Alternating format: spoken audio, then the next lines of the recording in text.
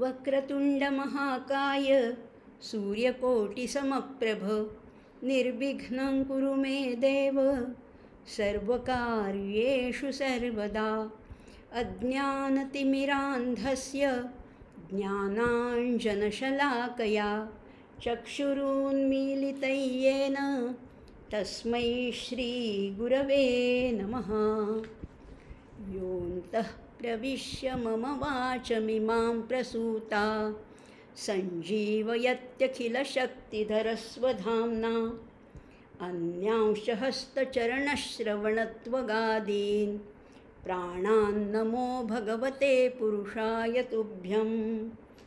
ॐ पूर्णमदः पूर्णमिदं पूर्णात् पूर्णमुदच्यते पूर्णस्य पूर्णमादाय पूर्णमेवावशिष्यते। ॐ शान्तिः शान्तिः शान्तिः। श्रोतारः नमो नमः। जगति नानाभाषाः भवन्ति। सर्वासु कवीश्वरैः काव्यानि कथानकानि कथाश्च व्यरच्यन्त।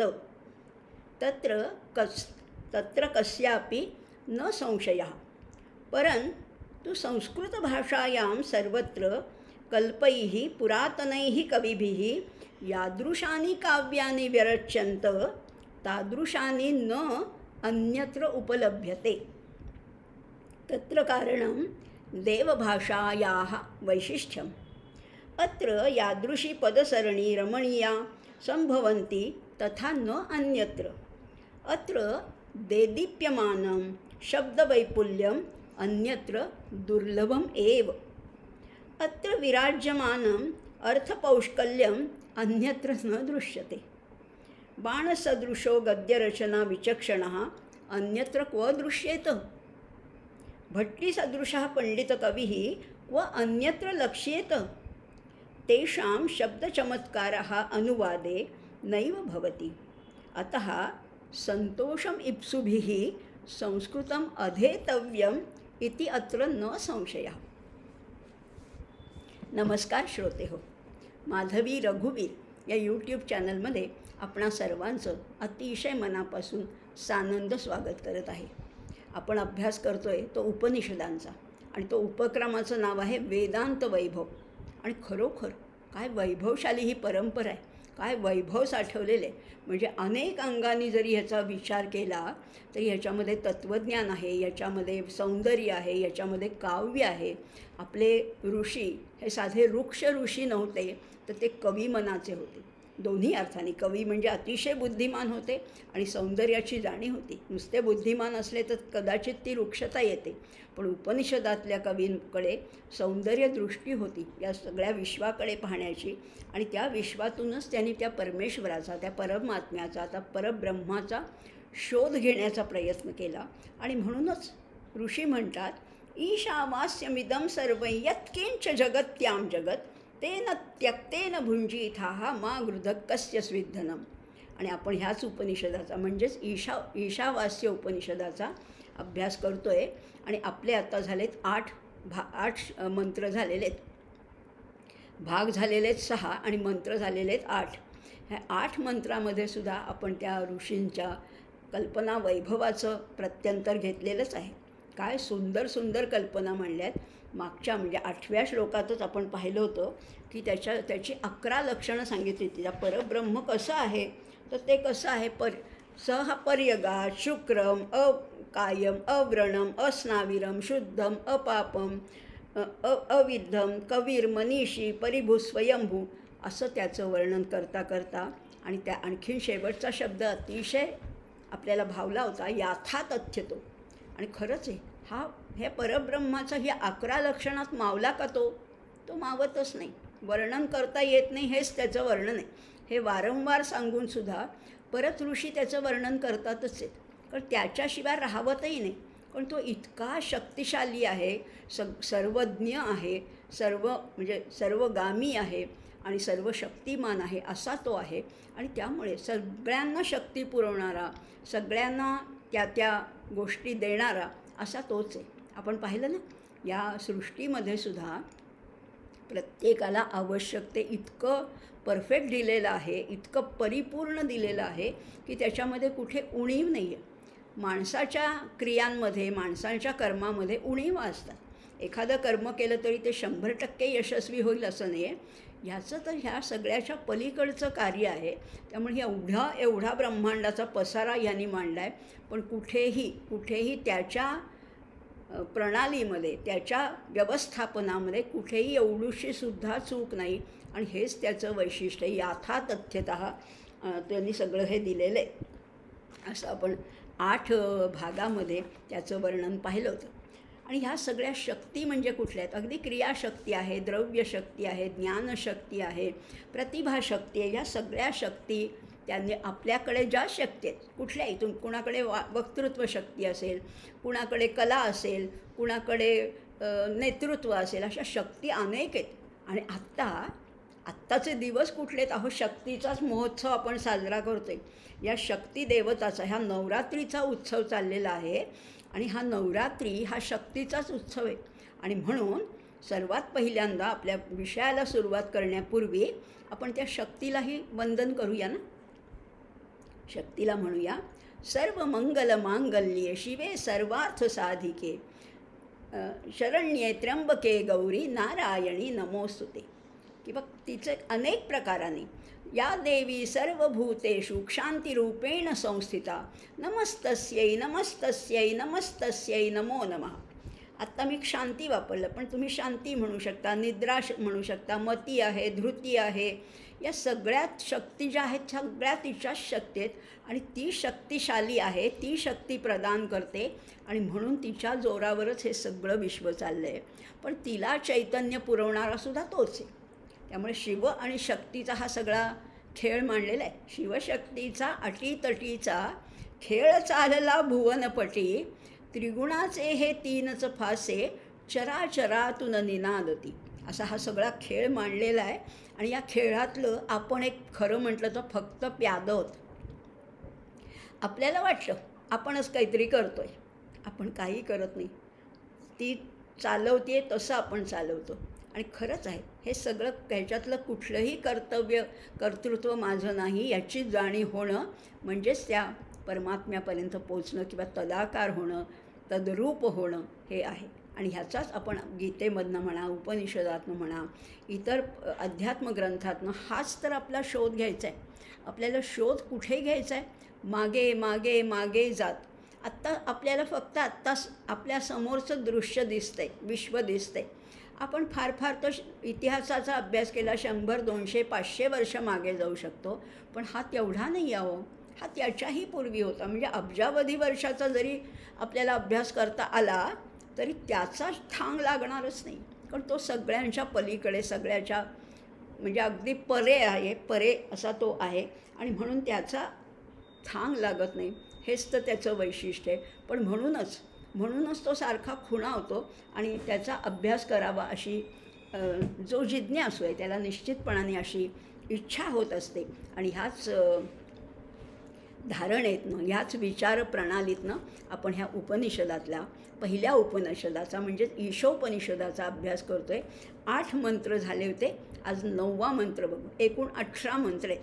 आता पुढचे जे मंत्र आहेत ते साधारण एकसारखे आहेत, त्यामुळे ते आज बघू किती होत आहेत. ते लहान आहेत. पहिल्या एका मंत्राला किंवा पहिले 4-5 मंत्राला पुष्कळ एक एपिसोडमध्ये आपला एकच मंत्र झाला होता. आज बघूया 2-3 होत आहेत का. 9वा मंत्र काय आहे ते आधी बघूया. आणि थोडासा गोंधळात टाकणार आहे, पण आपण हा गोंधळ दूर करण्याचा निश्चितच प्रयत्न करूया. काय आहे बघू आधी 9वा मंत्र. तुमच्याकडे पुस्तक असेल तर पुस्तकात बघून म्हणा, किंवा मग मी सांगते ते मी 2दा सांगेन म्हणजे मग ते नीट लक्षात येतील शब्द. अंधन तमः प्रविशन्ति ये विद्याम उपासते ततो भूय इव ते तमो य उ विद्यायां रताः. असा मंत्र आहे. अंधन तमः प्रविशन्ति म्हणजे प्रवेश करतात. कोण? ये विद्याम उपासते. पण ये आणि वीच्या मध्ये अवग्र आहे, म्हणजे तिथे अर्थ झाला अविद्याम उपासते. म्हणजे ये म्हणजे जे, अविद्येची उपासना करतात ते अंधन तमः प्रविशन्ति, असाच त्याचा अर्थ आहे. जे अविद्येची उपासना करतात ते घनदाट अशा काळोखामध्ये प्रवेश करतात. अविद्या म्हणजे काय हे बघणारच होत आपण, पण आता आधी शब्दशः अर्थ बघूया. आणि दुसरी ओळ आहे ती थोडीशी तुम्हाला न पटणारी आहे किंवा गोंधळात टाकणारी आहे. कारण दुसऱ्या ओळीत म्हणलेले ततो भूय इव ते तमो य उ विद्यायाम रताः. पण जे विद्येची उपासना करतात ते त्याहूनही दाट अंधारात प्रवेश करतात. पहिलं वाक्य थोडं तरी पटलं ना. अविद्येची उपासना करतात ते घनदाट अंधकारामध्ये प्रवेश करतात, पण जे विद्येची उपासना करतात ते त्याहून घनदाट, ततो भूय इव म्हणजे त्याहून घनदाट अंधारात विद्येची उपासना करणारे प्रवेश करतात. बरोबर दिसायला हे वाक्य चमत्कारिक वाटतंय, परस्पर विरोधी वाटतंय, पण त्याचा खरा अर्थ आपण ध्यानात घेऊया. आता बघूया अविद्या म्हणजे काय आणि विद्या म्हणजे काय. आपल्याला ढोबळमानाने अर्थ माहिती आहे, पण आता उपनिषदांना कुठला अर्थ अभिप्रेत आहे ते अधिकाधिक आपण जाणून घेण्याचा प्रयत्न करणार आहोत. इथे अविद्या म्हणजे परमेश्वराचं विस्मरण, जे आपल्या सगळ्यांना झालेलं आहे. तुम्ही म्हणाल अहो रोज आम्ही पूजा करतो, देवळात जातो, काही व्रत वैकल्य करतो, हे सगळं करतो, पण ही सुद्धा अविद्याच आहे बरं का. ही सुद्धा अविद्याचे. अविद्या म्हणजे खऱ्या परमेश्वराचं विस्मरण. आम्ही देवीची उपासना करतो, गणपतीची करतो, शंकराची, दत्ताची, विठोबाची अनेक उपासना करतो, पण खऱ्या परमेश्वराचं विस्मरण झालं आहे. जो अंतरात्मा आहे तो फक्त आम्हाला सापडत नाही. अविद्या म्हणजे परमेश्वराचं विस्मरण. आणि ह्या अविद्येमुळे काय होतं, दृश्य जग आणि शरीर आणि त्यांचे उपभोग यांना सर्वस्व मानून राहणं म्हणजे अविद्या आहे. सर्वसामान्य जवळजवळ 95% माणसं अशीच असतात की आजचा दिवस कसा जातो आहे, आज काय कुठे जायचं आहे, काय करायचं आहे, काय खायचं आहे, काय प्यायचं आहे, कसे पैसे मिळवायचे आहेत, कसे इन्व्हेस्ट करायचे आहेत, कसे खर्च, याच्यातच आमचं सगळं आयुष्य जातं आहे. त्यामुळे हे उपभोगामध्ये आमचं हे आयुष्य जाणं यालासुद्धा अविद्या म्हटलेलं आहे. किंवा ज्याची देहबुद्धी अतिशय प्रबळ आहे तो अविद्येतच अडकलेला माणूस आहे. देहबुद्धी प्रबळ, आणि आपली सगळ्यांची देहबुद्धी प्रबळ आहे. देहाला सर्वस्व मानणं, आणि अशा लोकांना ह्या लोकात आणि परलोकातसुद्धा दुःखच सहन करावं लागतं. आणि मग होतं काय, हे शरीरभोग हवेसे वाटतात, पण पुढे पुढे त्याचाही वीट येतो आणि अतिभोग घेतले तर रोग ठरलेलाच आहे. भोगाची निष्पत्ती कशात होते तर रोगातच होते. कुठलाही अगदी खाण्याचे पदार्थ असो, कुठलेही इंद्रियांचे उपभोग असो, शेवटी रोग ठरलेलाच आहे. त्यामुळे अतिभोग हा रोगाकडे नेतो. असं म्हटलेलं आपण मागे पाहिले, भोगे रोग भयम कुले च्युती भयम. भोगातून रोगाचं भय असतो. त्यामुळे भोग भोग भोग कितीही भोगले, अगदी ययातीने आपल्या मुलाचं आयुष्य मागून घेतलं होतं, तारुण्य त्याच्याकडनं मागून घेतलं होतं. भोग भोग घेऊनसुद्धा शेवटी त्याला काय झालं, शेवटी सगळ्या पापाचाच तो धनी झाला. बघा ना, आता हे भोगांचा सुद्धा कंटाळाच येतो. आज पूर्वीची परिस्थिती वेगळी होती बरं का. म्हणजे अगदी आमच्या लहानपणची परिस्थिती वेगळी होती की जे काही 4 पदार्थ घरात शिजवले जायचे तेच खायचे, वेगळा काही ऑप्शनच नव्हता. एखादी भाजी आवडीची नसेल तर लोणचं आहे, चटणी आहे, साखर आंबा आहे, एवढं. अगदी जास्तीत जास्त, हे सुद्धा नाही पण जास्तीत जास्त एवढंच मिळायचं. आता इतके ऑप्शन्स आहेत, इतके मुलांना पर्याय उपलब्ध आहेत, चांगलं चुंगलं आहे, वेगवेगळं खायला घालून सुद्धा त्यांना जेवणाचा कंटाळा येतो. म्हणजे भोगातून तृप्ती मिळते का, नाही ना. मग आज हे महाराष्ट्रीयन जेवण तर हल्ली अगदी हद्दपारच झाल्यासारखं आहे. मग रोज पंजाबी आहे, चायनीज आहे, मेक्सिकन आहे, थाय फूड आहे, कॉन्टिनेंटल आहे, असे अनेक पर्याय उपलब्ध असतात. आणि 1 किंवा 2 मुलं असल्यामुळे त्यांचे लाडही केले जातात. बरं बबड्या तुला हे नाही आवडत का, मग ते देऊ का, मग मॅगी करून देऊ का, मग हे देऊ का, असं करत करत शेवटी त्यांना काही आवडत नाही. असं पूर्वी नव्हतं. अन्नाचे एवढे पर्यायच उपलब्ध नव्हते. त्यामुळे कधीतरी श्रावणी सोमवारी आईने साखर आंब्याची बरणी काढली की काय आनंद व्हायचा की वा, आज आमच्याकडे साखर आंबा आहे, आज आमच्याकडे तळणीची मिरची तळली. अरे ह्याच्यात आनंद वाटण्याचं काही दिवस होते ते. आता भोग भोग भोग घेऊन अनेक पर्याय उपलब्ध असल्यामुळे सगळ्याचाच कंटाळा येतो. आता मुलांना काहीच आवडत नाही. आणि खरंच आहे, आणि ह्याच्याही पलीकडे आणखीन एक गोष्ट अशी आहे की माणसं सगळीच माणसं की पैशाच्या तर मागे लागलेत, भोगाच्या मागे लागलेत आणि स्वतः काहीतरी करून दाखवायच्या या कर्तृत्वाच्या सुद्धा त्याची एक स्पर्धा सुरू झाली आहे. संपूर्ण जगामध्ये ही रॅट रेस सुरू झाली आणि खरंच आहे, स्वतःच्या कर्तृत्वाने केलं म्हणजे मग त्याच्या पाठोपाठ चिंता येते, त्याच्या पाठोपाठ ताण आला आणि मग त्याचं फळही भोगायला लागतं. आणि अशी ही तरुण पिढी अध्यात्म मार्गाकडे वळलेच नसल्यामुळे परलोकातही सुखाची आशा नाही. मी कोणाला दोष देत नाही, कोणावर टीका करायचा अजिबात हेतू नाही आहे, पण ही परिस्थिती आहे, ही वस्तुस्थिती आहे की अनेक भोग उपलब्ध असल्यावर कशातच इंटरेस्ट वाटत नाही. खूप दिवस काही गोड नसेल तर एखाद दिवशी सणावाराला जेव्हा पूर्वी दसऱ्याला श्रीखंड असायचं, त्या श्रीखंडाची गोडी रोज आता श्रीखंड मिळते त्याला आहे का? नाही ना. चकली कधीतरी व्हायची, दिवाळीतच त्या भाजणीचा वास, ती आई चकली करणार कधी मिळते असं व्हायचं, त्याची गंमत वेगळीच होती. आता रोज पाहिजे तेव्हा 12 महिने 24 तास सगळं उपलब्ध आहे आणि म्हणून कशालाच चव नाही, कशालाच गोडी नाही असं झालेलं आहे. तो विषय आत्ता आपला नाही आहे, कोणाला त्रास द्यायचा, कोणावर टीका करायची असं अजिबात नाही आहे. पण सांगायचा हेतू एवढाच आहे की हे जे अविद्येत रमणारे लोक आहेत त्यांना काय होतं की इहलोक आणि परलोक दोन्हीही त्यांना दुःखदायकच ठरतात. आणि खरं सांगू का, प्रपंचातूनच परमार्थाकडे खरं तर वळायचं असतं. पूर्वीची जी पिढी होती, आपल्याही आधीची पिढी होती, प्रपंच उत्तम करून उत्तम वेळेला योग्य वेळेला वानप्रस्थ मग संन्यासाश्रम स्वीकारत होतो. आता हे थोडं आम्हाला पटण्यासारखं आहे. पण आता पुढचं जे वाक्य आहे, दुसरं वाक्य, जे विद्येची उपासना करतात ते तर आणखीन अधिक काळोखात जातात, अधिक अंधकारात जातात. ह्याचं उत्तर मात्र जाणून घ्यायला पाहिजे, कारण त्याचं उत्तर अजून आम्हाला कळलं नाही आहे. आता बघा, पराविद्या आणि अपराविद्या अशा 2 प्रकारच्या विद्या आहेत, किंवा इथे ज्याला विद्या आणि अविद्या म्हटले. अविद्या जी आहे ती अपरा विद्या आहे. अपरा म्हणजे अलीकडची, परा लक्षात घ्या, आपण हे शब्दसुद्धा समजून घेणार आहोत. परा म्हणजे पलीकडची आणि अपरा म्हणजे अलीकडची. अलीकडची म्हणजे काय? आत्ता जे आम्हाला दिसते डोळ्यांनी, आम्हाला सिनेमा दिसतो आहे, नाटकं दिसत आहेत, गाण्याच्या मैफिली दिसत आहेत, खाण्याचे पदार्थ दिसत आहेत, गंध घेण्याच्या काही वस्तू दिसत आहेत, आम्हाला हे सगळी अपराविद्या आहे. इकडची जी आहे ना ती सगळी इहलोकातली ती सगळी अपराविद्या आहे आणि पलीकडची ती पराविद्या आहे. आता इथे काय म्हटलेलं आहे बघा, पराविद्या आणि अपराविद्या अशा 2 प्रकारच्या विद्या आहेत. अगदी वेद आपण आता अभ्यास केला की नाही पहिल्या पार्श्वभूमीमध्ये, ह्याच वेदांत वैभवचे पहिले 2 भाग आपण हे सगळं समजून घेतलं. तर वेद आहे, त्याची षडांग आहेत, उपनिषद, वेदांत म्हणजे काय, ह्या सगळ्याचं अध्ययन म्हणजे सुद्धा, लक्षात घ्या, म्हणजे सुद्धा अपराविद्या आहे, अलीकडचंच आहे. कारण हे आपल्याला वाचता येते, हे दिसतं आहे ना डोळ्यांनी, दृश्य जगाचा अनुभव घेणं ही अपराविद्या आहे.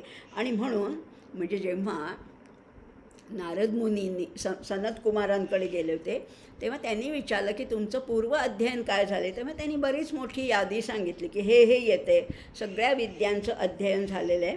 पण तेव्हा ते म्हणाले की अजून पराविद्या मात्र जाणली नाही. 4 वेद आहेत, 18 पुराण आहेत, सगळ्याचा अभ्यास झाला आहे, पण अजून पराविद्येचा अभ्यास झालेला नाही आहे. आणि खरंच आहे, पराविद्या म्हणजे काय हेही बघणार होतात आपण. आणि अपरा म्हणजे ज्या अलीकडच्या विद्येत, अगदी वेदाध्ययनसुद्धा हे अपरेमध्येच येतं बरं का. अपराविद्या शिकून, लक्षात घ्या, माणसाला गर्व होण्याची दाट शक्यता असते आणि त्या अहंकारामुळे त्या सगळ्या विद्या शेवटी फोल ठरतात. खूप अभ्यास केला आहे, खूप पदव्या मिळवल्या आहेत, खूप ग्रंथ वाचलेत, व्यासंग खूप मोठा आहे, आयुष्यभर पुष्कळ अभ्यास केला, पण ह्याचाच गर्व होतो, याचाच अहंकार होतो. आणि या अहंकार आड आला की आत्तापर्यंत वाचलेलं सगळं, अभ्यासलेलं सगळं फोल ठरतं, व्यर्थ ठरतं. आणि म्हणून त्यामुळे ते अधिकच खोल अंधकारात बुडतात असं म्हटलेलं आहे. जो देहबुद्धीत अडकला आहे तो तर बुडतोच, पण ज्याने विद्येचा अभ्यास केला आहे तोही त्याहून खोल अंधकारात बुडतो असं म्हटलेलं आहे. आता आणखीन ह्याचं समजून घेऊ, अजून पूर्ण नाही पटलं. असं इथे म्हटलेलं आहे, एक वेळ अडाणी माणूस परवडला. अडाणी माणूस अंधकारात जातो हे आम्हाला पटतं, पण शहाण्या माणसाने तरी प्रकाशाच्या दिशेने जायला पाहिजे ना. असं नाही होत आहो, असं होतच नाही. अज्ञ एक वेळ परवडला, पण अहंकारी आणि जाणकार हा महाभयंकर कृत्य करतो. जाणकार आहे सगळ्या वेदांचा, वेदांताचा, सगळा षडंगाचा, सगळा षडदर्शनांचा सगळा अभ्यास खूप आहे, पण अहंकार त्याहीपेक्षा खूप आहे. मग असा जो आहे तर तो मात्र महाभयंकर कृत्य करतो, म्हणजे अहंकारानेच सगळी कृत्य करतो. त्यामुळे अशा लोकांना समर्थ तर आमचे पढत मूर्ख म्हणतात. अभ्यास खूप आहे पण पढत मूर्ख आहेत. असे लोक काय करतात, जडजंबाल ज्ञानामध्ये अडकतात. कळतच नाही ज्ञानाचं उद्दिष्ट काय आहे. ज्ञानात एव तू कैवल्यम असं म्हटलेलं आहे, आणि त्यामुळे कैवल्याच्या दिशेने जायचं आहे का माझ्या पदव्या मिरवायच्या आहेत, का मला प्रसिद्धी मिळवायची? नाही. त्यामुळे ते जडजंबाल अशा ज्ञानामध्ये उगीच अडकत जातात. म्हणजे त्यांच्याकडे शब्द पांडित्य पुष्कळ असतं बरं का, पुष्कळ शब्दांचे खेळ करता येतात, पांडित्य पुष्कळ आहे, पण तरीसुद्धा ते पराविद्येपासून खूप दूर असतात. आणि अशा या मंत्रामध्ये याच अपराविद्येचा उल्लेख केलेला आहे. अंधन तमः प्रविशन्ति ये विद्याम उपासते ततो भूय इव ते तमो य उ विद्यायाम रताः. आता इथे आपण मागे पुष्कळ वेळा बोलले, पण तरी परत सांगते. Knowledge is different from information. आपण नेमकं काय करतो, माहिती गोळा करतो. आता व्हॉट्सॲप युनिव्हर्सिटीमध्ये तर रोज माहिती येऊन आपल्या अगदी डोक्यावर आदळत असते. रोज वेगळं, रोज इतकी माहिती येते, आणि त्यामुळे आपल्याला वाटतं वा आपण ज्ञानी झालो का काय. अहो नाही, ही फक्त माहिती आहे, ही फक्त इन्फॉर्मेशन आहे, हे नॉलेज नाही आहे. एकूणच जे आहे ते फक्त इन्फॉर्मेशन आहे. त्यामुळे पराविद्या म्हणजे काय आहे, पराविद्या म्हणजे आध्यात्मिक ज्ञान आहे, आणि अपराविद्या म्हणजे भौतिक ज्ञान. भौतिक ज्ञान किंवा ज्याला समर्थांनी पोटभरीच्या विद्या म्हटलेलं आहे. पोट भरण्यासाठी काय काय लागतं, जे ज्ञान लागतं ते आमच्याकडे पुष्कळ आहे. म्हणजे अगदी सगळ्या काय इंजिनियरला वेगळं ज्ञान आहे, आर्किटेक्टचं वेगळं आहे, डॉक्टरचं वेगळं, प्रत्येकाला वकिलाचं ज्ञान, प्रत्येकाचं ज्ञान वेगळं आहे. पण ह्या सगळ्यासुद्धा अपराविद्याच आहेत. आणि या अविद्येच्या मागे लागून आपण पुष्कळ यंत्र निर्माण केली, भौतिक समृद्धी मिळवली, अगदी क्षमता वाढवली, पण अजून आंतरिक समाधान काही मिळालं नाही ना. कुठे मिळालं आहे? अगदी माणसांनी इतके शोध लावले, समुद्राच्या अगदी तळाशी जाऊन अगदी प्रवाळ वगैरे सुद्धा तो गोळा करतो, पाणबुडीच्या माध्यमातून अगदी उंच अंतरिक्षातसुद्धा जाऊ शकतो. म्हणजे सगळे शोध लावले, सगळी यंत्र उपलब्ध आहेत, सगळं ज्ञान आहे, पण समाधान नाहीच ना मिळत, आंतरिक समाधान नाही मिळत. सुखाची साधनं मिळवताना सुख मात्र हातातून निसटून चालले. साधनं विकत घेता येतात, पण सुख नाही ना विकत घेता येत. मला शांत झोप लागावी म्हणून मी अगदी उत्तमातली उत्तम गादी विकत घेऊ शकते, पण मी झोप नाही विकत घेऊ शकत. पुष्कळ मोठी औषधं, अतिशय महागातली औषधं विकत घेऊ शकते, पण आरोग्य नाही विकत घेता येत. ते मिळवावंच लागतं, आणि ते कशातनं मिळतं तेच आपण बघणार आहोत. त्यामुळे सुख मात्र हातातनं निसटून चाललं आहे. एवढं सगळं मिळवून संतुष्टी नाही, तर उलट आपली धावपळ वाढली. आपल्या पूर्वीचे लोक, जे 2-3 पिढ्या आधीचे जे लोक होते, ते किती सुखी समाधान होते. तेव्हा काही त्यांना धावपळ नव्हती. साधं शेतात काम करायचे किंवा आपला साधा जो नोकरी व्यवसाय होता तो करायचे. आता ह्या एकूणच सगळ्या सॉफ्टवेअरच्या जगात म्हणा किंवा IT च्या युगामध्ये इतकी धावपळ वाढली की कौटुंबिक जीवन नाही, पती पत्नीसुद्धा एकत्र राहत नाही, किंवा असं सगळं जे बिघडलेलं चित्र आहे ना, हे सगळं या अपराविद्येचं फलित आहे. आपलं आयुष्य कसं झालं आहे सांगू का. एखाद्या बैल कसा घाण्यावरचा बैल कसा असतो, फिरतोय, पण पुढे जातो का? पुढे जातच नाही. मैलोन फिरतोय, पण पुढे जातच नाही. एकही पाऊल तिथे गोल गोल फिरतोय आपला. असं आयुष्य झालं. त्यामुळे फिरतोय पुष्कळ, धावपळ पुष्कळ आहे, स्ट्रेस खूप आहे, पण मिळतं आहे का? शांती नाही, समाधान नाही, कौटुंबिक जीवन नाही, मुलांचं जे सौख्य आहे किंवा एकूण जीवन जे आहे सहजीवन त्याचंही सुख नाही. आता या बैलावरनं एक आठवली बरं का, एक छोटासा किस्सा आहे. एक MBAचा तरुण होता, MBA करत होता आणि त्याला MBAला विषय होता ग्रामीण उद्योग. आणि म्हणून तो गावागावातनं जाऊन काय काय उद्योग आहेत, छोटे छोटे उद्योग असं बघत होता. एक साधासा शेतकरी होता आणि त्याच्याकडे सूर्यफुलाच्या बियांचं तेल काढण्याचा त्याचा उद्योग होता. आणि त्याच्याकडे ते घाणीचं हे होतं, बैल होता आणि तो बैल फिरत होता आणि त्याच्यातनं त्या तेल निघत होतं त्या सूर्यफुलाच्या बियामधनं. तो बैल फिरत होता आणि हा माणूस जो आहे तो त्याचे दुसरे उद्योग करत होता. हे बैलाला काम दिलं होतं, तो बैल बरोबर तेवढा दिवसभर फिरायचा, त्याची वेळ झाली की त्याला खायला दिलं जायचं, बाकीच्या वेळ तो फिरत असायचा. हे सगळं अगदी स्मूथली चाललं होतं. तो MBA करणारा तरुण आला आणि तो म्हणला की अरे हे छान आहे की तुमचं, म्हणजे तो बैल फिरतो आहे आणि तुम्ही बाकीचे दुसरे उद्योग करायला सुद्धा मोकळे आहात, म्हणजे तुम्ही त्याच्यात अडकून पडत नाही आहात. पण काय हो, हा बैल समजा थांबला तर, बैलाने समजा फिरायचंच नाही ठरवलं तर तो माणूस जो शेतकरी होता तो म्हणाला नाही नाही मला कळतं ना, थांबला की मला कळतं, कारण त्याच्या गळ्यामध्ये घंटा आहे ना, त्यामुळे ती घंटा वाजायची थांबली की मला कळतं की हा थांबला आहे किंवा ह्याला भूक लागली आहे किंवा ह्याला काही आहे, असं हे सगळं मला कळतं. मग तो MBA करणारा तरुण म्हणाला आणि समजा त्या बैलाने समजा फिरला नाही आणि नुसतीच मान हलवली तर घंटा वाजेल पण तो फिरणार नाही, मग तुम्हाला कसं कळेल, मग तुमचं नुकसान नाही का होणार? तो म्हणाला काय आहे, त्या माझ्या बैलाला तेवढं कळत नाही आहे, तेवढं माझ्या बैलाला कळत नाही की नुसती मान हलवून घंटा वाजवायची, कारण त्याने MBA केलं नाही आहे ना, त्याने अजून MBA केलं नाही. गमतीचा भाग सोडून देऊया, पण अशी खरी आपली अवस्था झालेली आहे. नुसतं घाणीच्या बैलासारखं जुंपल्यासारखं जीवनाचा हेतू काय आहे, पुरुषार्थ काय आहे हे विसरून चाललो आहे आणि जीवन त्यामुळे व्यर्थ जात आहे. शांती मिळत नाही, प्रसन्नता मिळत नाही आणि मग आपण सगळेच त्या अंधारात भिरभिरत गटांगळ्या घात जगावं लागतं. आणि हा अर्थ त्या दुसऱ्या ओळीचा आहे, ततो भूय इव ते तमो य ओ विद्यायाम रताः. आणि ह्याला अनेक आपल्याला दृष्टांत आहेत.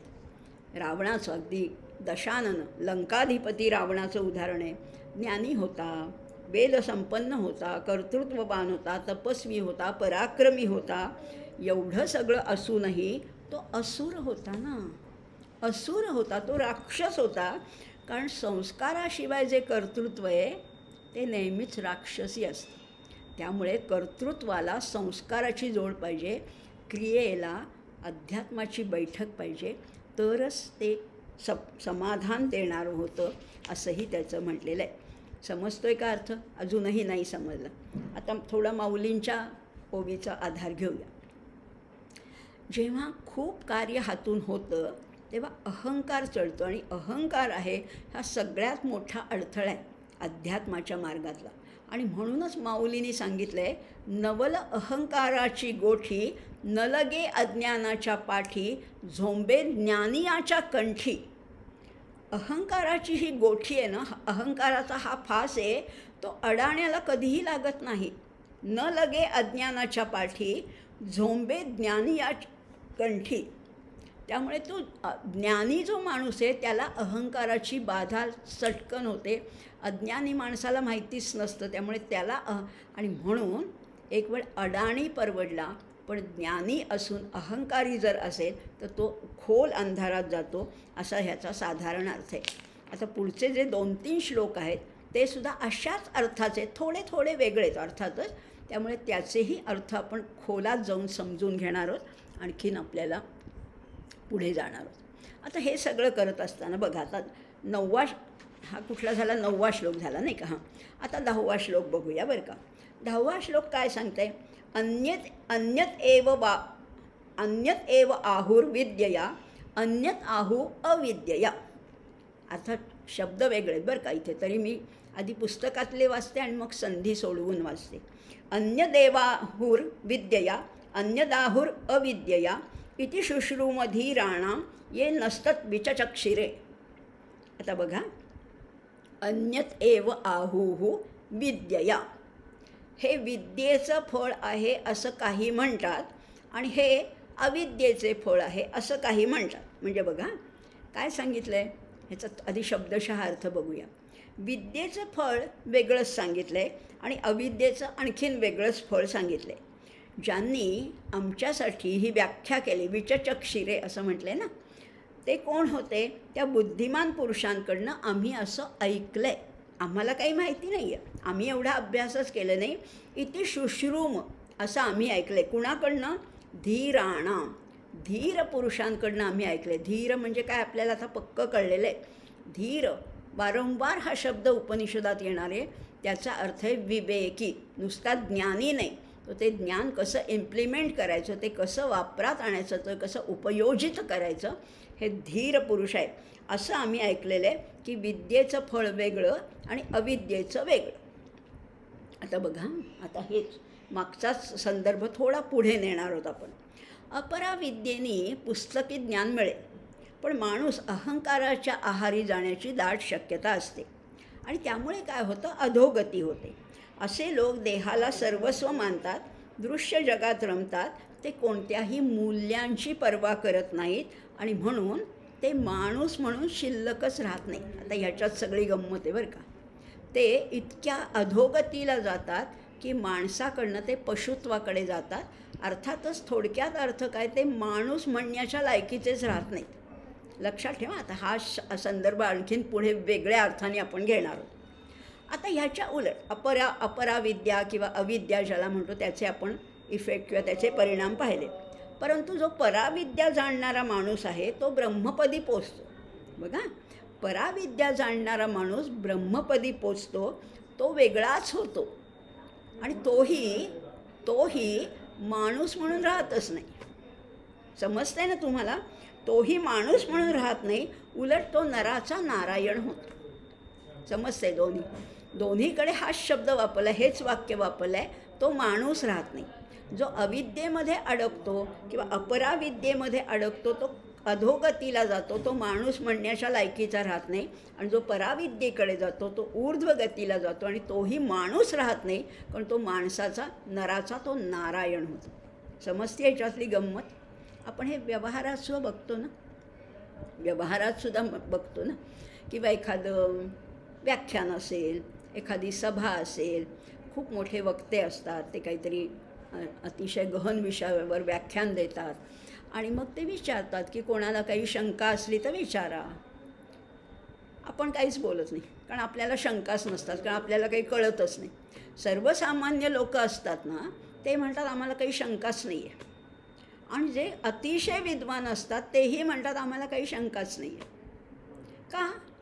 कारण अति जे अडाणी आहेत त्यांना काही कळलेलंच नसतं आणि अति जे ज्ञानी आहेत त्यांना इतकं कळलेलं असतं की त्यांच्या मनात संशयच राहत नाही. म्हणजे दोन्ही प्रकारे शंका उरत नाही, पण एकाची गती कशी आहे, एकाची अधोगती आणि एकाची ऊर्ध्वगती.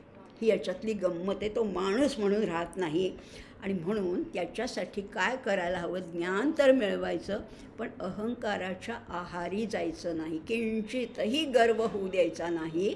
आणि मग म्हणजे आचरण कसं हवं? संयमपूर्वक हवं. पण असं होत नाही ना. अहंकार लगेच गळा धरायलाच बसलेला असतो. जरा प्रसिद्धी मिळाली, जरा 2-4 वाक्य बोलता यायला लागली की आम्हाला वाटतं की वा, माझ्यासारखा मीच. त्यामुळे आचरण संयमपूर्वक हवं. आणि त्याहीपेक्षा महत्त्वाचं म्हणजे आत्मानात्म विवेक हवा. विवेक असेल तरच तो माणूस धीर पुरुष होणार आहे. आणि मग त्याच्यासाठी काय करायचं? वेगळं काही करायचं नाही बरं का. संन्यास घ्यायचा नाही, विरक्त वृत्ती बाळगायची नाही आहे. सगळं करायचं आहे. संसारात राहून सगळी कर्तव्य पार पडायची आहेत. फक्त एवढंच करायचं की बाहेर धावणारी इंद्रिय आहेत त्यांना आत वळवायचे. That's all. परांची खाणी व्यतृणत स्वयंभू तस्मान परान पश्यती नांतरात्मना.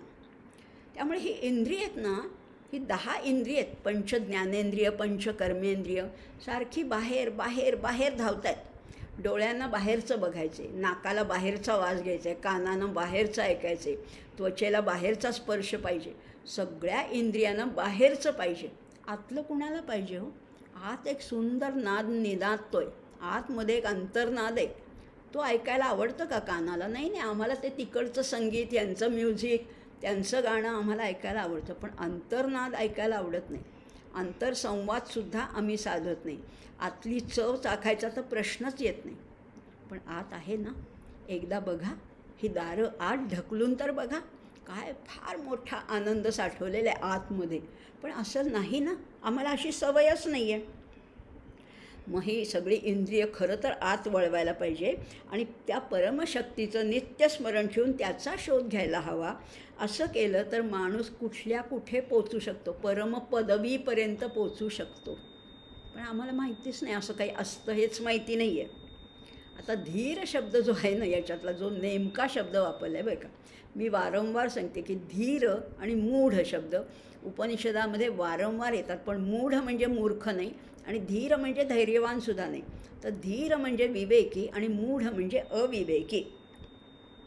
ज्यांना खरोखरच ब्रह्मज्ञान झालं आहे किंवा स्थिर बुद्धीने जे त्याचा उपयोग जीवनामध्ये करतात किंवा स्वानुभवाचं विश्लेषण करता येण्या इतके जे अलिप्त असतात, त्यांना धीर पुरुष म्हटलेलं आहे. आपण त्या कुठलाही अनुभव घेताना आपण त्याच्यामध्ये आधी त्याच्याबरोबरच वाहवत जातो. तटस्थ वृत्ती आम्हाला सांभाळता येत नाही. आम्हाला साक्षी भावाने कुठल्याच वस्तूचा किंवा कुठल्याच गोष्टीचा आस्वाद घेत नाही, आम्ही त्याच्यात वाहवत जातो. मात्र स्वानुभवाचं सुद्धा विश्लेषण करता यायला पाहिजे. माझ्याकडेच मला त्रयस्थ नजरेने पाहता यायला पाहिजे. पण आपलं तसं होत नाही. माझं ते सगळं चांगलंच आहे, मी अगदी बेस्टच आहे, असं एक आपल्याला वाटतच राहतं. मी आणि माझं याच्या पलीकडे धावत जात नाही आपली.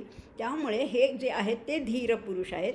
आणि जे सर्वज्ञ आहेत, ज्ञानी पुरुष आहेत, ते धीर असतात असं नाही बरं का. ज्ञानी आहे, फार मोठा व्यासंग आहे, खूप पदव्या मिळाल्या आहेत, खूप पुरस्कार मिळाले आहेत, म्हणजे तो धीर आहे का? नाही नाही नाही. ज्ञान पाहिजे आणि त्याचं इम्प्लिमेंटेशन पाहिजे, ते आचरणात आणणारा जो आहे तो धीर आहे. ज्ञानी पुष्कळ असतात, धीर फार थोडे असतात. धीर पुरुष त्यामुळे आणि जे खरे धीर पुरुष आहेत ना, त्यांना ह्या समाजात घडणाऱ्या अनिष्ट गोष्टीबद्दल त्यांना वाईट वाटतं. आणि नुसतंच वाईट वाटत नाही, तर ते स्वतःला जबाबदार धरतात. आम्ही तसं नाही करत. सामान्य माणसं काय करतात की असं चाललंच आहे, हो हा भ्रष्टाचार आहेच आहे, असं हे राजकारणात असतंच, किंवा असे खराब हे सगळे रस्ते म्हणा किंवा एकूण सगळी जी सिस्टीम आहे ती सगळी भ्रष्ट झालेली आहेत, हे आम्ही मान्य करतो. पण धीर पुरुषांना त्याच्याबद्दल वाईट वाटतं, ते सुधारण्याचा ते प्रयत्न करतात, कारण त्याच्यासाठी ते स्वतःला जबाबदार धरतात. एवढा या शहरामध्ये कचरा वाढला आहे, त्याचा एक भाग मी आहे, आणि म्हणून स्वतः ते स्वच्छता मोहीम करतात. नुसत्या घोषणा नाही, नुसते फोटो नाही, हे सगळं करतात. आणि म्हणून त्याला धीर म्हटलेलं आहे. आणि असे लोक त्या प्रतिकूल परिस्थितीशी झगडण्याचा निश्चय करतात. आणि एवढंच निश्चय करूनसुद्धा थांबत नाहीत, तर सर्वांना बरोबर घेऊन जातात. धीर पुरुष कळलं की नाही आता? म्हणजे इथे म्हणलेले इति शुश्रूमधीराणाम ये नस्तद विचचक्षिरे. आणि या वाईट गोष्टी बदलण्यासाठी लोकांचं प्रबोधन करतात. मी दिवा लावला असला तरी त्याचा प्रकाश सगळ्यांना मिळावा अशी त्यांची खरंच मनापासून इच्छा असते. आणि माणसांनाच नाही, अगदी पशुपक्षी किडामुंगी सगळ्यांना माझ्याकडनं काहीतरी पोचावं, योगदान मिळावं असं वाटतं. आणि सर्वांनी पुढे जायला हवं, माझ्याबरोबरच सर्वांची प्रगती व्हायला हवी. कारण ते म्हणजे वेगळे नाहीच आहेत, हो ते माझंच स्वरूप आहे. एक्सटेंडेड माझंच स्वरूप म्हणजे ही किडामुंगी आहे, ही सगळी माणसं हे माझंच आहे. जेथे जातो तेथे माझी भावंडे आहेत. जिथे जातो ही सगळी माझीच भावंडे. मी ऑस्ट्रेलियात जाईन, अमेरिकेत जाईन, नाही तर आफ्रिकेत जाईन, ही सगळी माझीच भावंडे, माझंच रूप आहे. हे माझ्यात जे चैतन्य तेच ह्याच्यात आहे, तेच त्याच्यात आहे, तेच तिच्यात आहे, त्याच किड्या मुंगेत तेच चैतन्य. असं खरं वाटतं का आम्हाला? नाही ना. पण या धीर पुरुषांना ते वाटतं. आणि म्हणून हे त्याच्या पलीकडे जातात. इति शुश्रूमधीराणाम ये नस्तद विचचक्षिरे. ते विचक्षण असतात. आता त्यांनी उपनिषदातल्या अविद्येचा काय अर्थ लावला आहे थोडक्यात बघूया बरं का. हा मंत्र तर झाला आहे, पण बघूया तरीसुद्धा. अविद्या म्हणजे काय? जीवनामध्ये माणसावर सर्वात जास्त अंमल कशाचा असतो? तो अविद्येचा. अविद्या म्हणजे आत्मस्वरूपाचा विसर. अविद्येने जीव भारला जातो. आम्हाला हे वेगळं आहे हे कळतच नाही. आम्ही त्याच्यात इतके गुरफटत जातो, इतके गुंतत जातो की अविद्येला सर्वस्व मानतो. देहबुद्धी म्हणजेच मी असं मानायला लागतो.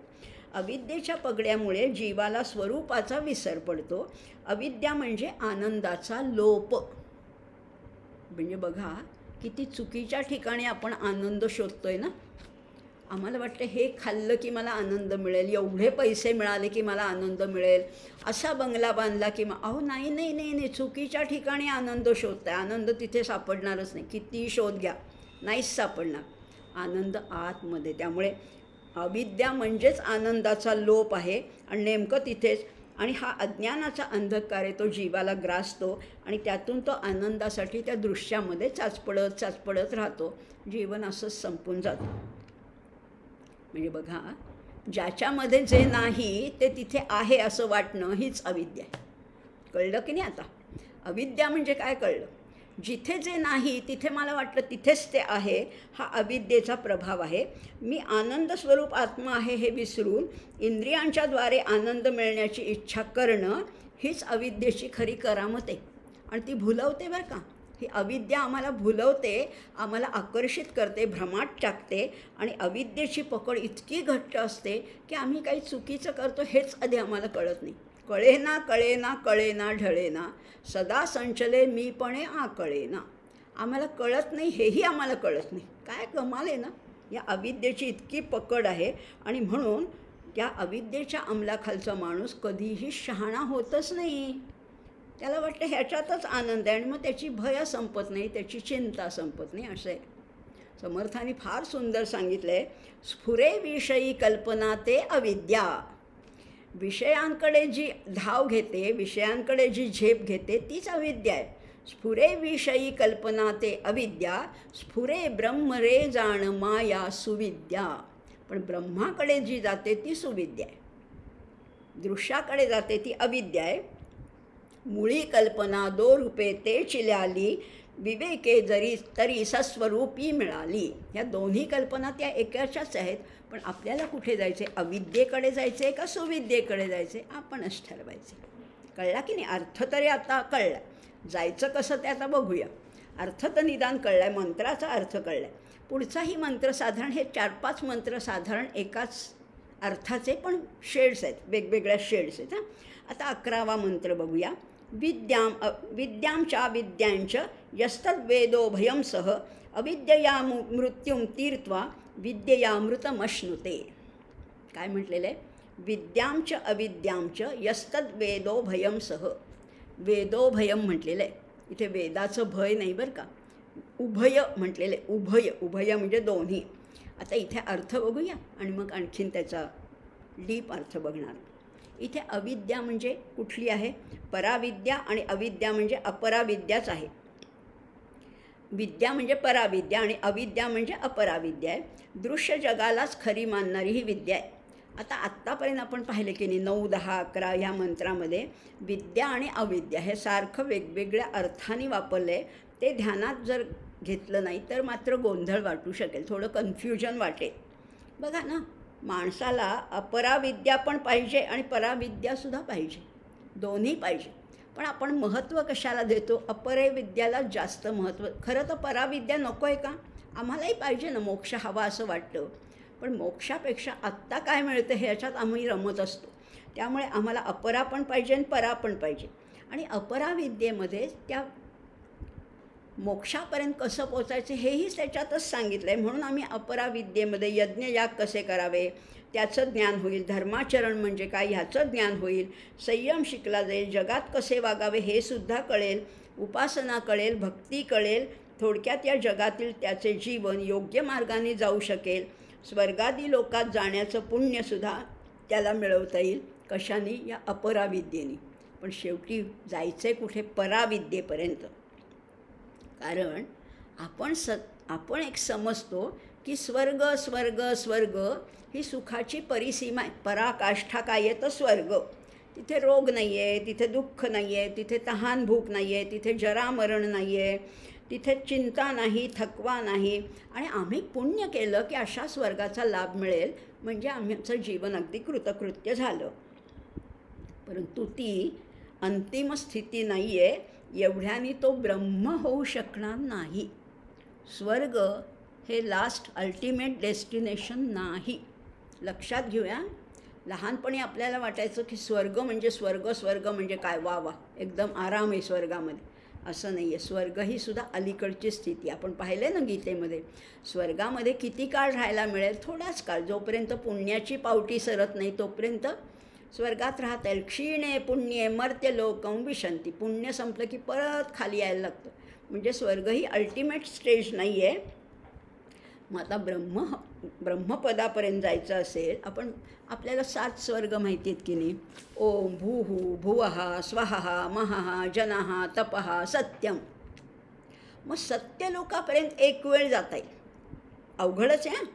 तिथपर्यंत पोचणंसुद्धा अवघडच आहे. भूहू भुवः स्वः. स्वः म्हणजे स्वर्ग आहे. त्याच्या पलीकडे आणखीन 4 लोक आहे आणि सत्यलोकापर्यंत एक वेळ जाता येईल. त्यामुळे गुरूंकडनं दीक्षा घेऊन गुरूंनी सांगितलेल्या मार्गाने जात अपराविद्येच्या आधाराने जास्तीत जास्त अगदी मॅक्झिमम कुठपर्यंत जाता येईल? सत्यलोकापर्यंत. पण ब्रह्मभूत होता येणार नाही. निराश झालात का? निराश नाही व्हायचं. आपण हे जाणून घेतच आपल्याला पुढे मार्ग आक्रमण करायचं आहे ना. त्यामुळे जास्तीत जास्त अगदी ह्या सगळ्या अपराविद्येच्या आधाराने सत्यलोकापर्यंत जाता येईल. पण सत्यलोक म्हणजे ब्रह्मलोक नाही. त्याही पलीकडे, ह्या 7 स्वर्गाच्या पलीकडे ब्रह्मलोक आहे. आणि म्हणून ब्रह्मभूत होता येत नाही. आणि ब्रह्मभूत आपण पाहिलं आहे, ब्रह्मविद ब्रह्म एव भवती, असं ब्रह्मभूत व्हायला पाहिजे. पण जो पुरुष अपराविद्या आणि पराविद्या दोन्ही जाणतो तो अपराविद्येने जन्ममृत्यूच्या पलीकडे जातो आणि विद्येने अमृताचा भोग घेतो. बघा आता शब्द काय आला होता? आपण सगळे शब्दसुद्धा जाणून घेणार होतो. थोडंही गोंधळ नको डोक्यात. यस्तद वेदो भयम सह. आता वेदो भयम म्हटल्यावर तुम्हाला काही वेदांचं भय वगैरे वाटतं का? असं अजिबात नाही. शब्द समजून घेऊ. वेद म्हणजे जाणणे. 4 वेद नाही, इथे 4 वेद नाही. वेद म्हणजे जाणणे. आणि काय जाणणे? उभयम सह. दोन्ही.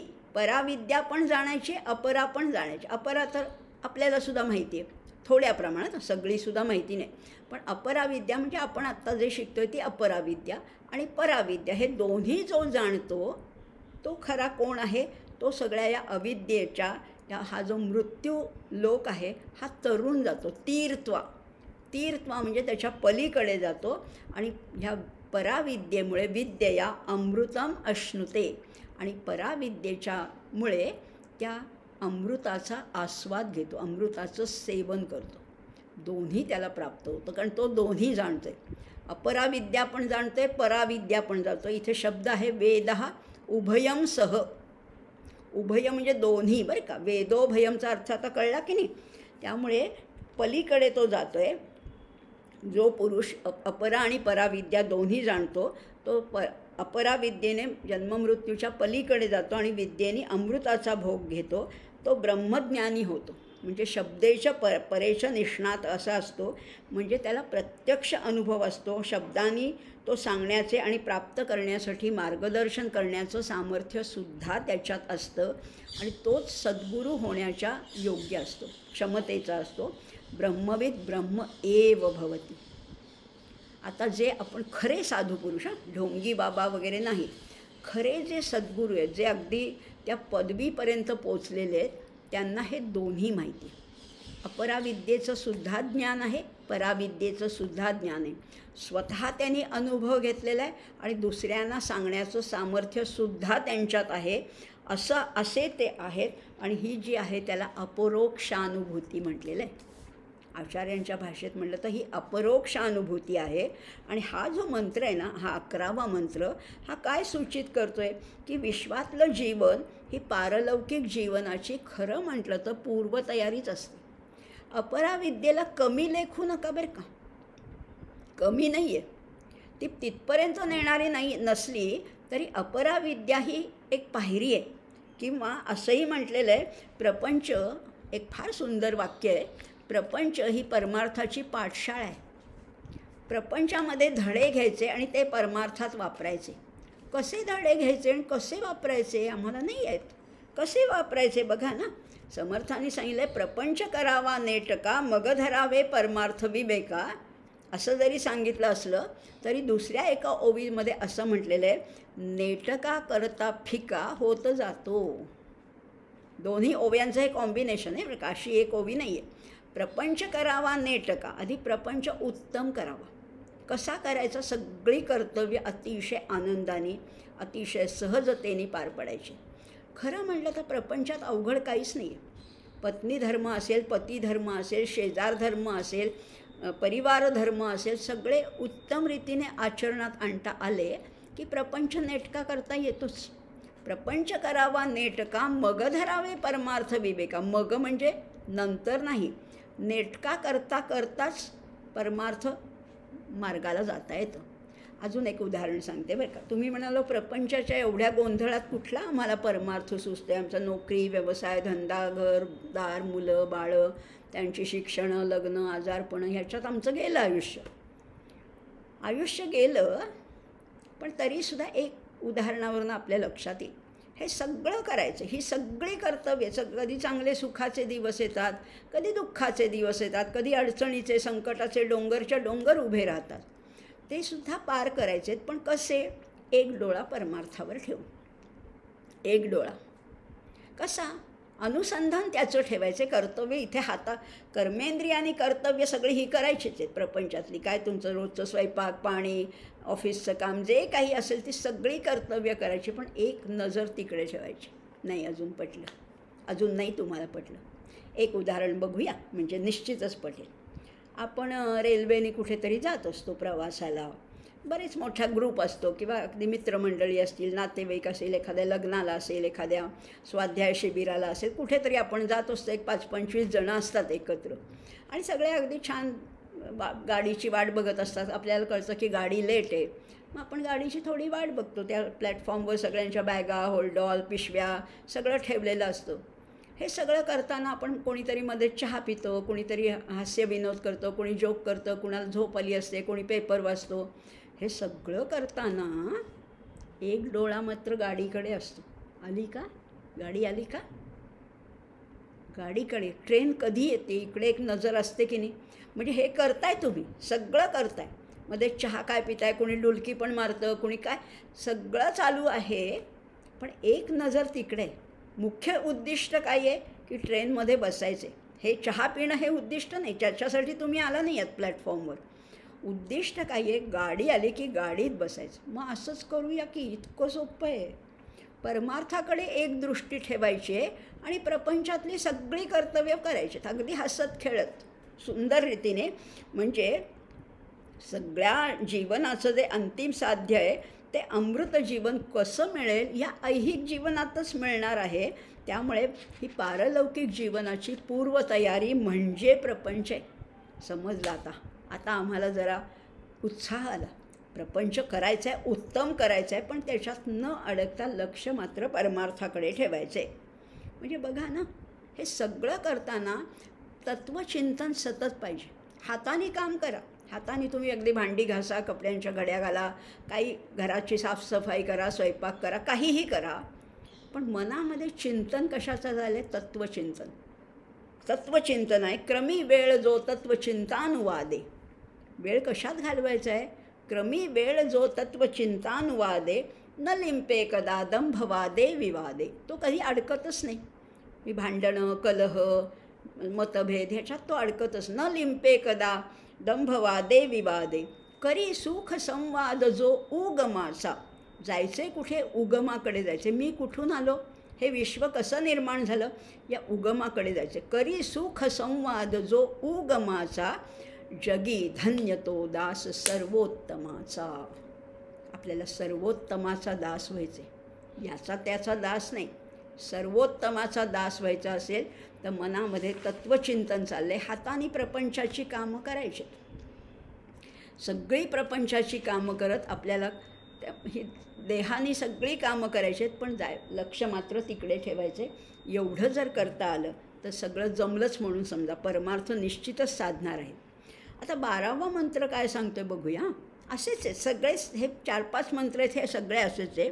अंधन तमः प्रविशन्ति ये संभूतिम उपासते ततो भूय इव ते तमो य उ संभूत्याम रताः. मग अशी जे विद्या आणि अविद्या सांगितलं होतं ते सगळा मंत्र तसाच्या तसाच आहे, पण तिथे अविद्येच्या ठिकाणी असंभूती घातलेलं आहे आणि विद्येच्या ठिकाणी संभूती घातलेलं आहे. सगळा बाकीचा मंत्र तसाच, पण विद्या आणि अविद्या ह्याच्यात काय भेद आहे ते आपण जाणलं. आता नवीन शब्द आहे संभूती आणि असंभूती. बघायचं मग चला. बघा आता आधी अर्थ बघूया शब्दशः. जे अव्यक्तात घडून जातात ते गाढ अंधकारात शिरतात, जे व्यक्तात रमतात ते त्याहीपेक्षा घोर अंधकारात शिरतात. आता इथे व्यक्त आणि अव्यक्त असं म्हटलेलं आहे. आता खरं तत्त्व काय आहे? भगवंत तो व्यक्त पण नाही आहे आणि अव्यक्त पण नाही, तो व्यक्ताव्यक्ताच्या पलीकडे. आणि माणूस कोण आहे? माणूस या विश्वाची प्रतिकृती आहे, रेप्लिका आहे. माणूस जे ब्रह्मांडात आहे ते सगळं या पिंडात आहे. ब्रह्मांडात आहेत ना पंचमहाभूत आहे, सगळं जे आहे तिथे ते सगळं इथे आहे. त्यामुळे विश्वाची प्रतिकृती आहे. त्यामुळे विश्वामध्ये जसा व्यक्ताव्यक्ताचा खेळ चालला आहे तसा माणसाच्या अंतरंगातसुद्धा हा सगळा खेळ चालला आहे. आतमध्ये सगळा खेळ चाललेला आहे. बघा ना, आता व्यक्त म्हणजे काय आणि अव्यक्त म्हणजे काय बघूया. आपल्या इंद्रियांना जे विश्व दिसतं आहे ते सगळं व्यक्त आहे ना. दिसतं आहे झाडं, वेली, डोंगर, नद्या, फळं, फुलं सगळं आम्हाला डोळ्यांनी दिसतं आहे. माणसं सगळं दिसतं आहे. हे सगळं व्यक्त मानलं आहे आणि त्याचं मूळ कशात आहे? ते अव्यक्तात आहे. अव्यक्त काय आहे? चैतन्य हे अव्यक्त आहे, दिसत नाही आहे. माहिती आहे की हा झाड हे जिवंत आहे म्हणजे ह्याच्यात चैतन्य आहे. हेच झाड वठून खाली कोसळतं तेव्हा त्याच्यातलं चैतन्य नष्ट झालेलं असतं. हा सगळा चैतन्य आणि जडाचाच खेळ आहे. किंवा इथे म्हटल्याप्रमाणे व्यक्ताव्यक्ताचा खेळ आहे. एक व्यक्त आहे आणि एक अव्यक्त आहे. म्हणजे हे सगळं जर का आहे मूळ कशात आहे तर अव्यक्तात आहे. आपण पाहिलं होतं मागे. अव्यक्तात व्यक्त यः सर्वाः प्रभवन्त्य हरागमे. ब्रह्मदेवाचा अह म्हणजे दिवस सुरू झाला. आगमे अहह आगमे प्रभवंती काय? अव्यक्तात व्यक्त यः सर्वाः प्रभवंती. या अव्यक्तातून ह्या व्यक्ताची निर्मिती होते. म्हणजे ह्या कल्पारंभ जेव्हा होतो, या सृष्टीचा आरंभ जेव्हा होतो तेव्हा अव्यक्तातून ह्या व्यक्ताची निर्मिती झालेली असते. जेव्हा ब्रह्मदेवाचा दिवस सुरू होतो तेव्हा. तो विषय आत्ता नाही, आपल्याला फक्त व्यक्त अव्यक्त जाणायचं आहे. आपलं मन व्यवहारात गुंतलेलं असतं तेव्हाच आपण त्या भगवंतापासून दूर असतो. पण अगदी मनाला आवर घालून गप्प केलं तरी त्याला भगवंताचं दर्शन होतं असं नाही. बाहेरून कितीही शांत वाटत असलं, अगदी आम्ही ध्यानाला बसतो, कोणी घरात नाही, कसला आवाज नाही आहे, तरी पण मन कुठे आवरते? मन शांत असतं का? बाहेरून कितीही शांत वाटलं तरी आतमध्ये अनेक वासना आहेत, विकार आहेत, अगदी दबा धरून बसलेले असतात. मनाचा नुसता निरोध करणारा मनुष्य भगवंतापासून दूरच असतो. भगवंत आतच आहे पण आम्ही तरीसुद्धा त्या भगवंतापासून खूप दूर आहे. खरं तर तो आमच्या अगदी जवळ आहे. दूरस्थै चांतिके चतत असंही पाहिलं होतं आपण.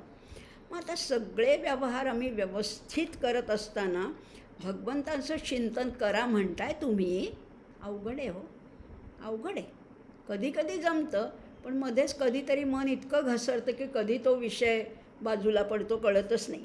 त्यामुळे भगवंताचं सारखं चिंतन करणं कठीण आहे आणि मनाला सारखं दाबून ठेवून सगळ्या वृत्तीचा निरोध करणं हेही कठीण आहे, हे योग्यही नाही आहे. मग याच्यासाठी करायचं काय? सारखं आम्हाला जमतच नाही. 5 मिनटं जमेल जेमते, अगदी ठरवलं तर की हे करताना आपण चिंतन करायचं बरं का. 5 मिनटं जमेल. 5 मिनटात मन कुठे भरकटतं सांगता येत नाही. मग आता काय करायचं? याच्यासाठी काय करायचं? व्यवहार आणि प्रपंच भगवंताच्या इच्छेनेच चालला आहे अशी आपली मनाची दृष्टी ठेवायची. कुणाचा प्रपंच आहे? कुणासाठी मी हे करते आहे? हे सगळं त्याच्यासाठीच आहे. सगळं त्याचाच प्रपंच आहे. परमेश्वराचा, रामाचाच प्रपंच आहे. रामच बघून घेईल असंच सारखं म्हणायचं. म्हणजे मग माझं कर्तृत्व कमी कमी होत जातं आणि मग कर्तृत्वाचा अभिमान गेला म्हणजे अहंकारही कमी होतो. आणि मग असं कर्म केलं तर व्यवहाराची घडी न बिघडता अंतःकरणातल्या वासना हळूहळू क्षीण होत जातील आणि मग आपोआप तो भगवंत आत प्रगटेल, आत दर्शन देईल. आणि खरंच हा दर्शन देणारा भगवंत आहे. कुठलंही काम करा हो, अगदी कुठलंही काम करा, काम करताना हे काम त्याचंच आहे आणि त्याच्यासाठीच मी हे करते अशी सतत भावना ठेवायची. मग मुद्दाम श्रीराम जयराम म्हणू नका, ओम गणपतये म्हणू नका, काही म्हणू नका, पण हे काम त्याचंच आहे आणि मी कोण आहे, मी नुसतं साधनं मात्र आहे एवढंच लक्षात ठेवलं तर होईल. आता हे संभूती म्हणजे काय आणि असंभूती म्हणजे काय थोडंसं परत बघूया. सम अधिक भू शब्द काय आहे, सम हा उपसर्ग लागला आहे आणि भू म्हणजे होणे. संभूती म्हणजे काय, सम्यक निर्मिती. सम्यक निर्मिती आणि असंभूती म्हणजे काहीही न करणं. संभूती म्हणजे जन्म आणि असंभूती म्हणजे जन्माचा अभाव. जे असंभूतीची उपासना करतात, नाशवंत गोष्टीच्या मागे लागतात, ते जन्ममृत्यूच्या चक्रात अडकतात. परंतु जे ज्ञान मिळवतात, आत्मज्ञान प्रयत्न करतात, त्यांचा अहंकारही पोचला जातो आणि ते अधिक घोर अंधकारात पडतात. मागच्या वेळेस जो पाहिला विषय तोच इथे आहे. आणि म्हणून हा अंधन तमः प्रविशन्ति ये असंभूतीम उपासते असं म्हटलेलं आहे. अजून एक नुसता आपण वाचूया, एक थोडक्यात बघूया अगदी 2 मिनिटात. आणि 13वा मंत्र काय आहे, अन्यत एव आहुः संभवात अन्यत आहुः असंभवात इति शुश्रूमधीराणां ये नस्तत विचचक्षिरे. मगाच्या सारखाच श्लोक आहे, फक्त तिथे विद्या अविद्या होतं आणि इथे संभव आणि असंभव आहे. आता काय नक्की बघूया. आता काय अर्थ आहे, काही म्हणतात बघा, आता तोच अर्थ आहे पण शब्द वेगळे वापरलेत आणि थोडी कल्पना वेगळी, संकल्पना त्याच्यामागची वेगळी. काही म्हणतात अन्यत एव आहुः, आहुः म्हणजे म्हणतात, आपल्याला माहिती आहे आहुः. काही म्हणतात की कार्यब्रह्माच्या उपासनेने फळ मिळते, तर इतर काही म्हणतात की नाही नाही नाही नाही कारण ब्रह्माच्या उपासनेने फळ मिळते. असे आम्ही ज्ञानी लोकांकडनं ऐकलं आहे, त्यांनी आम्हाला ते समजावून सांगितलं आहे, त्यांनी त्याची व्याख्या बनवलेली आहे. हा शब्दशः अर्थ झाला. आता कार्यब्रह्म म्हणजे काय आणि कारणब्रह्म म्हणजे काय, थोडं आणखीन खोलात जाऊया, थोडं जास्त नाही हां. एक तर पहिल्यांदा स्पष्ट करूया, कार्य आणि कारण शब्द वापरतो आपण, कार्य कारण संबंध वगैरे असे शब्द वापरतो. इथे तो अजिबात नाही. कारण म्हणजे रिझन नाही, कारण म्हणजे बिकॉज नाही.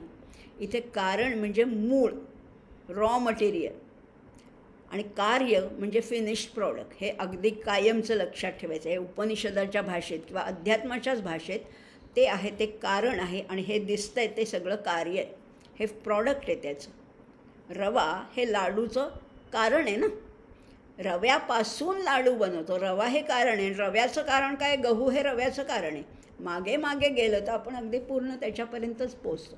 म्हणजे सगळ्या या विश्वाचं कारण कोण आहे, निमित्त कारण आणि उपादान कारण दोन्ही कोण आहे, ते परब्रह्म आहे. निमित्त म्हणजे काय आहे, कुंभार मडकी बनवतो, मग हा कुंभार हा निमित्त कारण आहे. आणि उपादान कारण काय आहे, उपादान कारण आहे माती. माती हे घटाचं उपादान कारण आहे आणि निमित्त कारण आहे कुंभार. समजतंय ना. आता हे दोन्ही सगळं तोच आहे. त्या परब्रह्मापासून एवढी सगळी विविधरंगी सृष्टी निर्माण झाली आहे. म्हणून ह्या सृष्टीला म्हटलं आहे कार्यब्रह्म, कारण ब्रह्म ह्याच्यातही आहे ना, ह्याच्यातही ब्रह्म आहे. या दिव्यामध्ये ब्रह्म आहे, या वहीमध्ये ब्रह्म आहे, या सोफ्यामध्ये ब्रह्म आहे. हे कार्यब्रह्म आहे आणि तो कोण आहे, तो कारणब्रह्म आहे. मग आता ज्या कार्यब्रह्माची जे उपासना करतात, म्हणजे ह्या दृश्याची आम्हाला जे डोळ्यांनी दिसते, जे व्यक्त आहे त्याची जे उपासना करतात त्यांना काय फळ मिळतं, आणि जे त्याची उपासना करतात कारणब्रह्माची त्यांना काय फळ मिळतं आता बघूया. कार्यब्रह्माची, व्यक्ताची, दृश्याची उपासना करणाऱ्यांना अष्टसिद्धीसुद्धा प्राप्त होतात. समजा हे वेद, वेदांत, गीता, उपनिषद किंवा अगदी पुराण ह्या सगळ्याचा अभ्यास समजा केला, अगदी फार उच्च दर्जाचा अभ्यास केला, तर तुम्हाला जास्तीत जास्त काय होईल, अष्टसिद्धी प्राप्त होते. अष्टसिद्धी बरं का, फार महत्त्वाचा विषय. अष्टसिद्धीसुद्धा साधी गोष्ट नाही आहे बरं का. पण आपण नेमकं विचारांची दिशा चुकते. आपल्याला वाटतं अष्टसिद्धी प्राप्त झाल्या म्हणजे हा पोचला. नाही नाही नाही नाही, अष्टसिद्धी हा मधला माइलस्टोन आहे. मधला माइलस्टोन एक मैलाचा दगड आहे, त्याच्या पलीकडे जायचे. पण आता अष्टसिद्धी तरी काय, थोडक्यात अगदी बघूया. नुसता श्लोक सांगते, पुढच्या भागात आणखी वाटलं तर आपण त्याचं विशेष विवरण करणार आहोत. आधी अष्टसिद्धी किती आहेत? 8 तर आहेत हे तर कळलं आपल्याला. अणिमा महिमा चैव, अणिमा महिमा चैव, गरिमा लघिमा तथा, ईशित्वं च वशित्वं च, प्राप्ती प्राकाम्यमेव च. सांगू परत? अणिमा, महिमा, लघिमा, गरिमा, ईशित्व, वशित्व, प्राप्ती आणि प्राकाम्य अशा अष्टसिद्धी आहेत. आता हे सगळं करत असताना दृश्य ब्रह्माचा ह्या विद्यांचा अभ्यास केला तर तुम्ही सिद्धीपर्यंत पोचू शकता.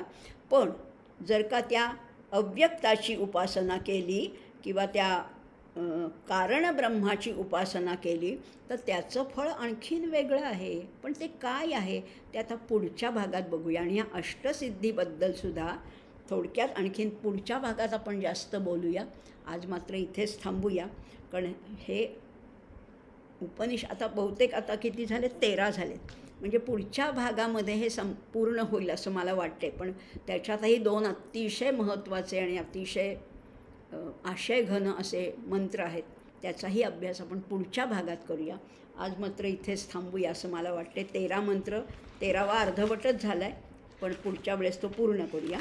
आता प्रार्थना म्हणूया आणि मग याचा समारोप करूया. ओम स्वस्ति प्रजाभ्यः परिपालयन्तां न्याय्येन मार्गेण महीं महिषाः, गोब्राह्मणेभ्यः शुभमस्तु नित्यं, लोकाः समस्ताः सुखिनो भवन्तु, लोकाः समस्ताः सुखिनो भवन्तु. ओम शांति शांति शांति.